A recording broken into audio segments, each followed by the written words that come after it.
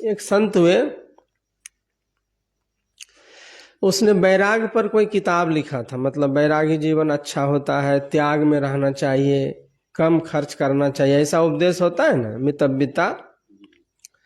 एक व्यक्ति बड़ा प्रभावित हुआ तो वो सोचा कि जिनकी किताब इनकी इतनी सुंदर लिखी हुई है, वो आदमी कितना परम वैरागी होगा, एकदम त्याग में रहता होगा, निष्काम भाव से रहता होगा, एकदम कम बजट में जीता होगा, तो चल करके देखना चाहिए। तो जब गया ना उनसे मिलने के लिए, तो क्या देखता है कि वो लेखक आलीशान भवन में ठाठ से पलंग पर बढ़िया दीवान में एकदम हुक्का लगा करके पी रहा है, और सारा ऐशो आराम की चीजें वहां पर पड़ी हुई। तो कहा कि महाराज घोर आश्चर्य, जो आपने लिखा है बुक में, जो आपने दुनिया को मैसेज दिया है, संदेश, उससे जस्ट विपरीत आपका लाइफ। कहा तो तुम क्या चाहते हो? आपको तो किसी गाछ के नीचे, झाड़ के नीचे एकदम कौपिन धारण करके बैठना चाहिए। जितनी आपने ज्वलंत बातें, वैराग की बातें लिखी है उसमें, हम लोगों को लगता है कि घर परिवार छोड़ के साधु बन जाए, वैराग हो जाए, और आप देखते हो यहाँ ऐसो आराम में पड़े हुए। तो साधक किस्म के व्यक्ति थे, उसने कहा कि देखिए, महात्मा टाइप के थे, कहा देखिए जो मैंने लिखा है वह बिल्कुल सही है। वैराग जो है वो आंतरिक चीजें हैं, बाहर की वस्तुएं उसको प्रभावित नहीं करती, अगर भीतर से किसी चीज में आसक्ति नहीं है तो। और रही बात सुख सुविधा ऐसो आराम की, तो ये तो मेरे कोई जन्मों का प्रारब्ध कर्म है, नहीं चाहते हुए भी मुझे सुख की सुविधाएं, सुख और सुविधाएं मिल जाती है। तो थोड़ा जिद्दी किस्म का व्यक्ति था, उसका नहीं चाहने से कैसे मिल जाएगा। चलिए तो आज हमारे साथ दोनों मिलकर घनघोर जंगल में ही रात बिताएंगे, और देखेंगे वहां कैसे मिल जाता है बढ़िया खाने का चीज, या बढ़िया पहनने का, बढ़िया दीवान कैसे मिल जाता है, गद्दा तो सब। तो उस महापुरुष ने कहा कि भाई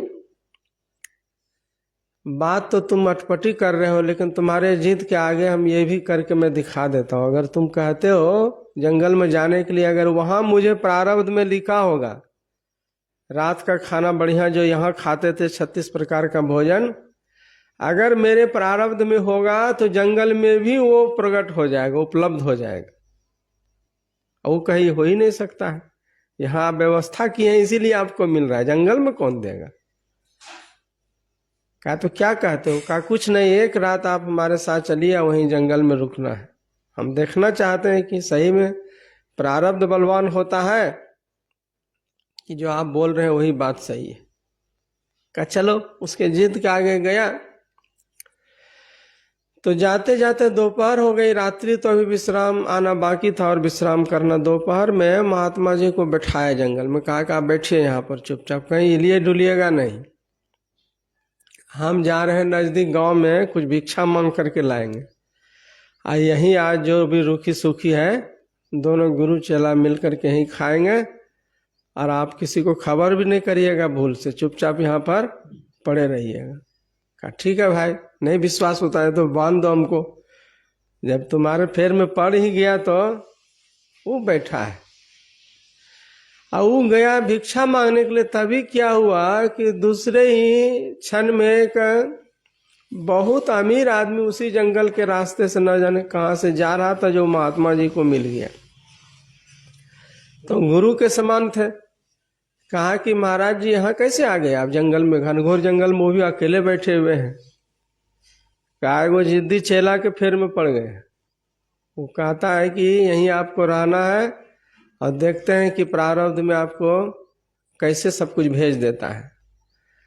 कहने ने उस सब बात नहीं, हम अभी फोन करते यहीं पर तोशक तकिया पलंग मंगा देते हैं आपको, उसको भिक्षा लाने दीजिए अभी। जब तक वो भिक्षा लेकर आए कमंडल में, तब तक देखता है कि यहाँ मच्छरदानी तोशक तकिया सब लग करके तैयार।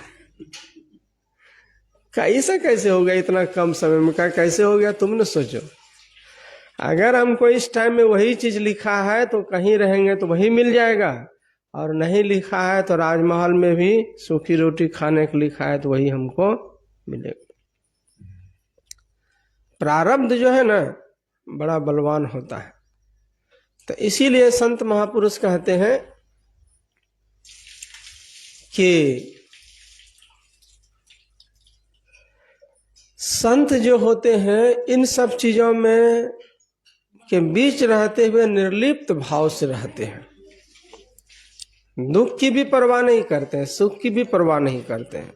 बहुत से ऐसे संत हुए, बताया था एक दिन रामकृष्ण परमहंस देव जी कैंसर की बीमारी से पीड़ित थे, लेकिन उनको कोई परवाह नहीं थी, हमेशा चेहरा प्रसन्न रहता था।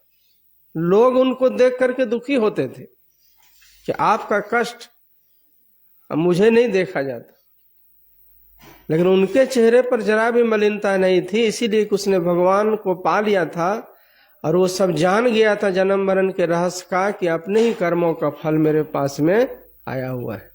कि नहीं जानने के कारण हम दूसरे को दोष देते हैं। जिस दिन जान जाइएगा ना तो आपका तो जीवन ही बदल जाएगा। राजा जनक थे, नाम से ही विदित होता है कि राजा जनक राजा थे, अब विदेह मुक्त कहा गया उसको। कितने विदेह थे।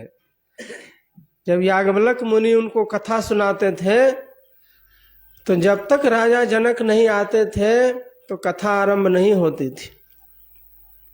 और सब महात्माओं के मन में होता था कि राजा समझ करके इनको ज्यादा मानते हैं। देखिए तो हम लोग इतना देर से बैठे हैं, कथा शुरू नहीं होनी चाहिए। अब महात्मा जी जान गए कि तुम लोग भेष से साधु बने हुए हो, साधु संत का भेष बनाए हुए हो, और यह सिविल ड्रेस में ही भीतर से संतत्व की प्राप्ति हो गई है इनकी। तुम लोग अभी प्रयास में लगे हो, ये आदमी पहुंचा हुआ है, भेष के फेर में मत पड़ो। तो जो पहुंचा हुआ है उनको उनके आने से न प्रभाव पड़ेगा। अब हाथी को जो शराब पिलाने के लिए बनाया गया है उसको चींटी के मुंह में पिलाना चाहेगा तो पी सकेगा? तुम लोगों का जो क्षमता है वो चींटी के समान है, धर्म को आत्मसात नहीं कर सकता। धर्म को आत्मसात वही कर सकता है एक अगर जिज्ञासु भक्त जन्म जन्म का कमाई वाला संस्कारी व्यक्ति मिल जाए तो संत उनको भर भर के प्याला पिला देता। लेकिन मन नहीं माना तो एक दिन परीक्षा ली गई सबके सामने में राजा जनक की। कथा आरंभ हो चुकी थी और प्रहरी आया और उसने सूचना दिया, कहा कि महाराज सुनने में आया है कि जंगल में घनघोर आग लग गई है और वह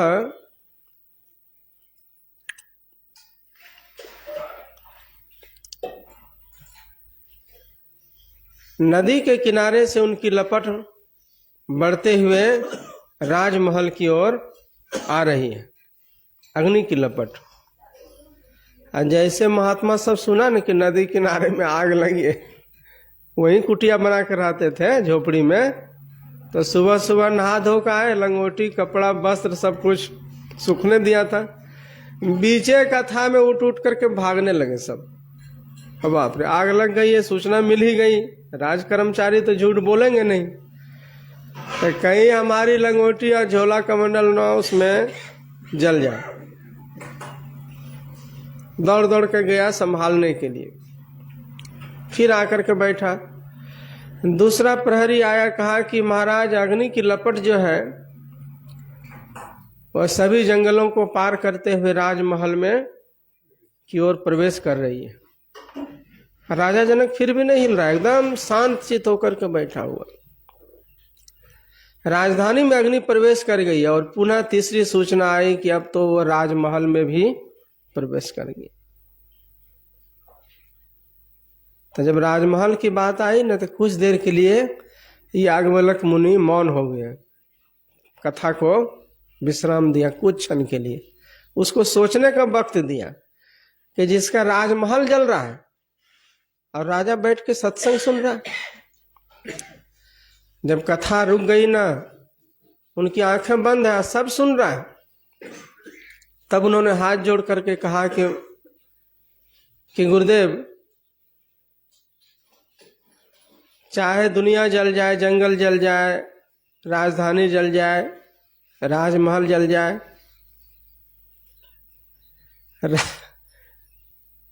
राजा जनक में तो आग नहीं लगी है कि हम कथा छोड़ के भाग जाएंगे। आप कथा क्यों बंद कर रहे हैं?